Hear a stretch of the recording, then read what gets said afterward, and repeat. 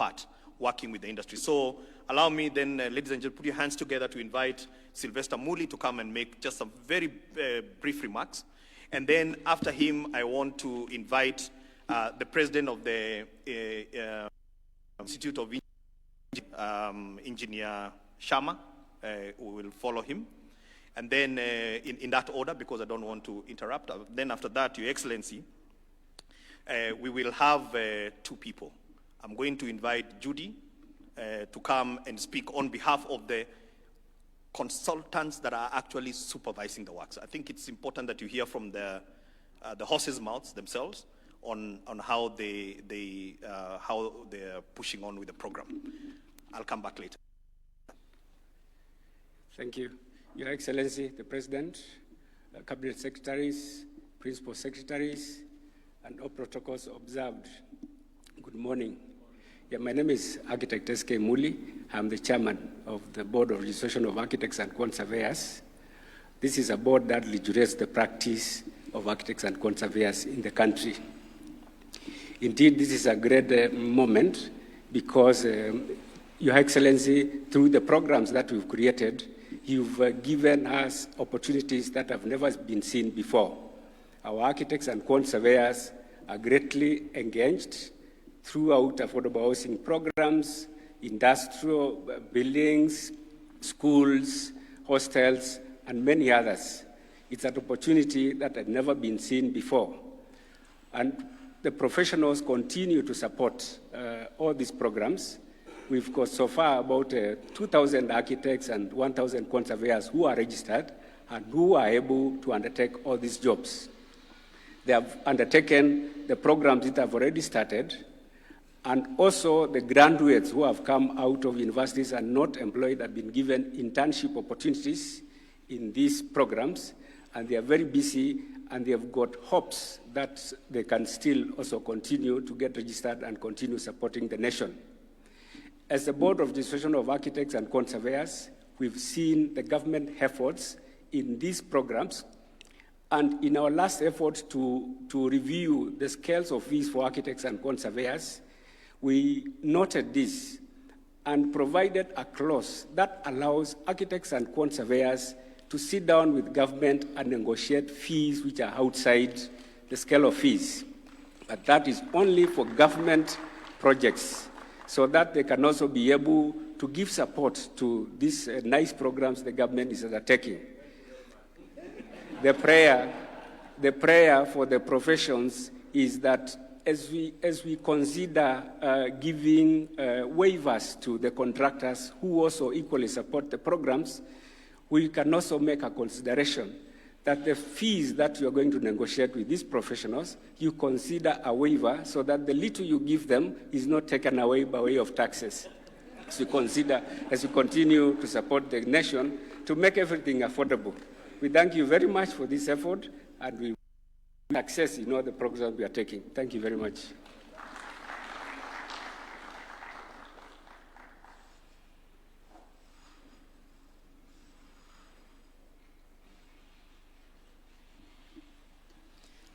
Your Excellency, the Cabinet Secretary, the Principal Secretaries present, my professional colleagues, good morning. My name is Engineer Sharma Kiteme. I'm the President, Institution of Engineers of Kenya. At IEK, we have over 13,000 members, all engineers, and many of our members are involved in the HP program.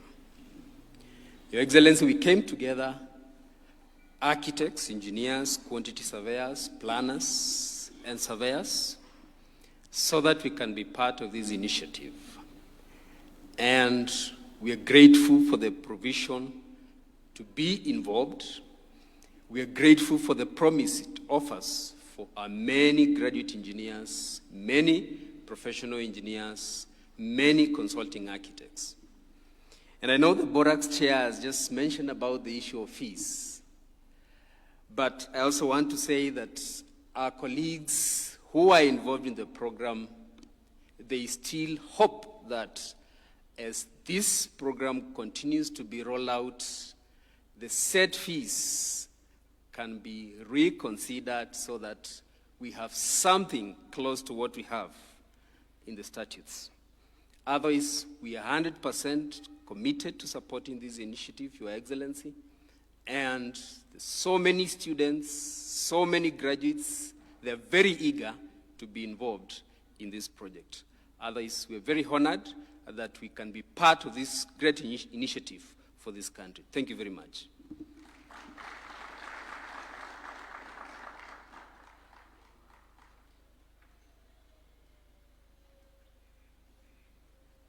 Good morning, everyone.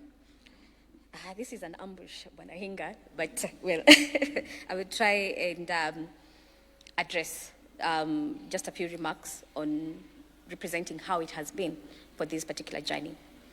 It's been probably a year and a half since we started this. We were involved in this particular program. I mean, it took us back to the campus days when we will transnight, because by the end of the day, I think our PS has been very strict on us. We must deliver. So we have to work day and night. And at the same time, I know it said you have only involved 29 firms or 30 firms, but in actual sense, it's almost 200 companies that you're working with, because under that, you might just see one umbrella, but under it, there's an architect, there's a quantity surveyor, there's a structural engineer, mechanical engineer, electrical engineer, and a civil engineer.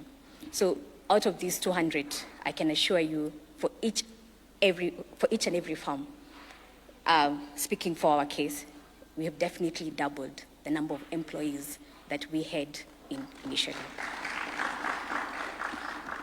So for us, we say thank you for that opportunity.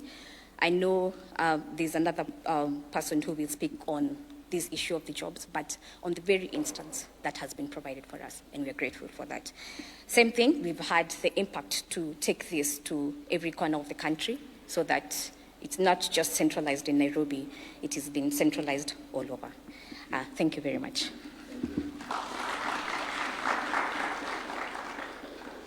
So, Your Excellency, before I invite Julius Kipketer to come and now talk about the jobs on the ground, allow me to recognize the presence of my colleagues, PSs, here with me from the ministry. Joel Arumonyang, Your Excellency, he's our regulator. That's where Borak sits, so I need to treat him very well. And then I have probably the most consequential PS in this program, lands, Your Excellency, because we cannot build anything without lands. Nixon generally, thank you so much. Allow me also to recognize CEOs that are here. Matthew from National Housing Corporation, and I have got ED of National Construction Authority, and I have got the CEO of the Affordable Housing Board, Sheila Waweru. We have DG Kibet. We have maybe the board members of Affordable Housing Board. You can just stand up and wave. We have got 3 of them. Members of, is there anybody else from NHC?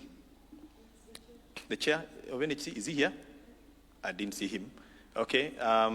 Anyone from National Construction Authority, led by the chair, sitting next to the president? Thank you so much. We have got a National Construction Authority.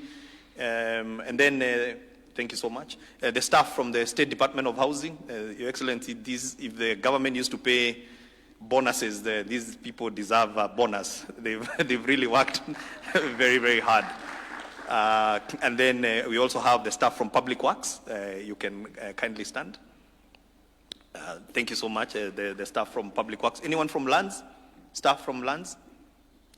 Nixon came alone. Okay, there are 3, there are 4 of them there. Thank you. Thank you so much. So, Your Excellency, now I'm going to invite Julius Kipketer to come and speak on behalf of the jobs and what are actually our plans with these interns. Your Excellency, it's not just about hiring 4,000 interns. We must make sure that there is sufficient work. We are also considering shifts, doubling number of shifts that we are going to work. We have a deliberate plan to mop up as many people out there, Your Excellency, that are looking for a job. So Julius will come, and then after that, I will invite the chair of the Affordable Housing Board to make a few remarks, because, Your Excellency, without the money, we will not be able to pay these interns. So Julius, and then followed by Affordable Housing Board. Thank you.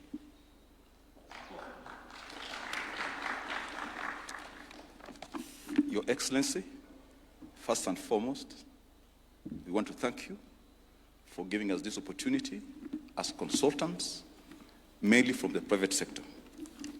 What we have seen in this program is something unprecedented. I may say that just before this program, of consultancy firms were going through a lot of difficulties. But with the commencement of this program for the last 1.5 years, a lot has happened. Therefore, I will present our view as consultants, what has happened within the consultancy, and what has happened away from the consultancy as we get to the supervision and interaction with the construction site workers and contractors, subcontractors, suppliers. A lot of it has happened. So I'll try to give a view of the consultants and also our contribution in this and what we are playing. So first and foremost, within our consultancies, what has happened? Just like the speaker who was here had said, we are about 200 different disciplines that are involved from the private sector. If you try to work out the figures, we had about an average of about 2,000 people within each consultancy. Currently, when you say doubled, we have gone at least unemployed 2,000 more. Now, as we get to this internship program, and it's happening across the consultancies, in the year 2023-2024, our institutions of higher learning, the universities, produced about 8,000 graduates within the built environment. Out of this, we can confidently say we have also absorbed about 25% of that to assist us. But beyond that also, apart from the professionals, because of a lot of paperwork that we've gotten into, a lot of other things that you have to do, you could easily add another 500 of subordinate staff that you've employed, from the TIGAs, people who are managing our documentation and all that. So all in all, it's been positive, and we're very grateful.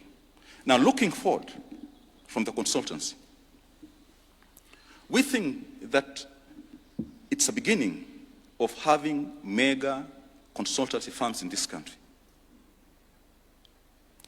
A lot of firms have been doing small jobs, but this has offered an opportunity to deal with this large-scale construction. And in that upskilling and experience, to an extent that we think in the future, we should comfortably be able even to bid firms in the region, and that is going to spark a lot of employment and interest people in this industry, which, as we look forward, as the young ones come, this is going to be something very positive. And that we are grateful for that you've injected a lot to our industry. Thank you very much. Now, let me get into what you've discussed, as P.S. Hinga had said, and what you've been looking at. When we came into this program, a lot of us didn't understand what is all this program about. It's an idea. But as usual, it will slowly evolve, and it has been evolving. And from public speaking, from reading newspapers, listening to radios, televisions, and all that, we knew that to do with employment when you're outside, and jobs, and that this is what's going to happen. And you have kept on understanding as we went on ahead. So this program, I will talk about how it is transforming the employment within this country and how it's catalyzing employment. And this is what we have seen. It's no longer something theoretical. It is what we are witnessing. So first, it is an intervention that has impacted the whole value chain within the construction industry. Not only from consultancy, construction, it goes all the way up to the suppliers, Mama Mboga, the artisans in the village, and all that. There's an impact based on that. Two, there is a focus, and I think as consultants, we talk so much about it, that with this program, we want to see the local content, we want to see skill development, and inclusive employment. So apart from upscaling the consultancy, it's also cascading down that you're upscaling everybody else down as all the way to the sites. Three, using technology. There'll be a lot of introduction of technology into construction through these programs. And through that, we'll maximize employment and have efficient systems that will result out of this program, and all within the employment sector. Now, we are also looking at sustainability. Sustainability is very important. This is not going to be a one-off thing. Once you train all these people within this sector, we are looking at sustainability. There's a lot that will happen. Their realtors will come later. There is maintenance that will happen in these buildings. And all these will come out of the training that is going on now. The plumbers that will train in the program, they're the ones that will be maintaining these buildings. So for the long term, it is also about sustainability in employment. And that, we can forecast that, and we see the numbers are going to go high.